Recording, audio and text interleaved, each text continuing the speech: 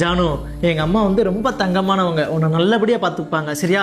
நான் இப்ப போயிட்டு சாயங்காலத்துக்குள்ள வந்துடுறேன். பத்திரமா ஓகேவா? என்னங்க மாமா, கல்யாணம் ஆன மறுநாளே இப்படி விட்டு போறீங்க, ரொம்ப பயமா இருக்கு மாமா. அதெல்லாம் பயப்படாத, எங்க அம்மா நல்லபடியா பார்த்துப்பாங்க. அம்மா என்னையா?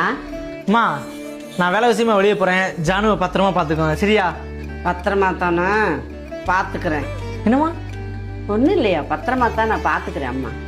பாய் ஜானு. பாய் மாமா. சரி. சரி.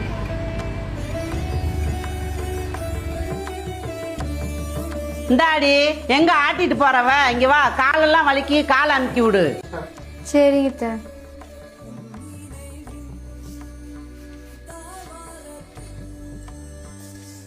என்ன பாக்குற, அமுக்கி விடு.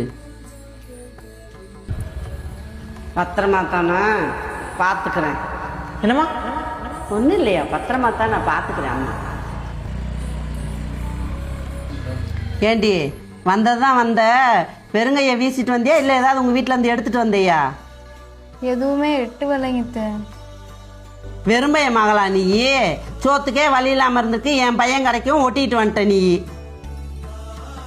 ஏய், இந்தாடி, எங்க அம்மா கால அமுக்குனது போதும், எனக்கு இந்த கால்லாம் வலிக்கு, வந்து அமுக்கு.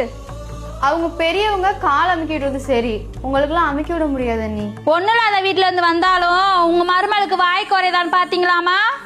ஏண்டி கஞ்சி செத்தவளை, என் பிள்ளை அமுக்கு சொன்னா போய் அமுக்குவியா, வாய் பேசிக்கிட்டு இருக்க?